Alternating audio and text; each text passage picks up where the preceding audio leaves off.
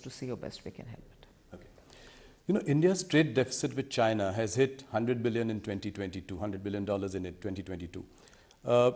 Imports keep rising, exports to China are falling. Is this situation acceptable to us? How do we really reverse this trend? No country would want its exports to languish and imports to balloon with any trading partner. But the issue has two-pronged answers.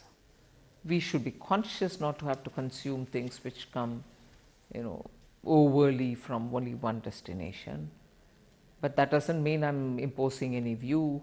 We should also be conscious of buying it from elsewhere if it is necessary at all. And for India's exports, it has to also look at ways in which market can be expanded in that territory or in any other geographical jurisdiction.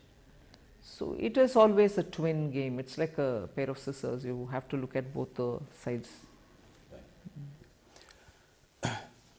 What do you make of this growing clamor, especially in some opposition ruled states like Chhattisgarh, Madhya Pradesh, Rajasthan, to bring back the old pension scheme?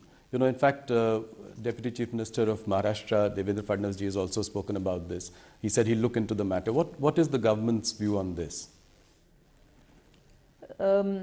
See, when I talk about government's view, I don't want to speak as though this government view or that government's view.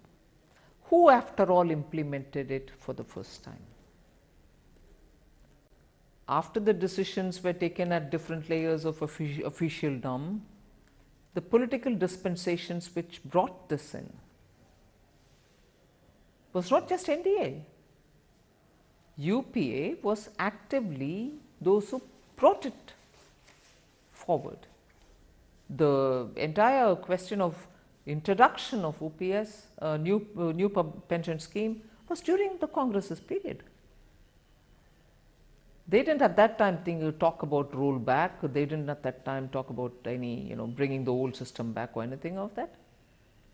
So now, if without adequate looking into of what it means, are we paying the current generation of pensioners by loading it onto the future generation? And how far, because in government the arguments will quickly come back to you saying, but when government borrows, it's also leaving a burden on the future generation and so on. But that's the argument. Would we all look at what is a reasonable balance? Would we look at what is it that we are leaving for our generations to come?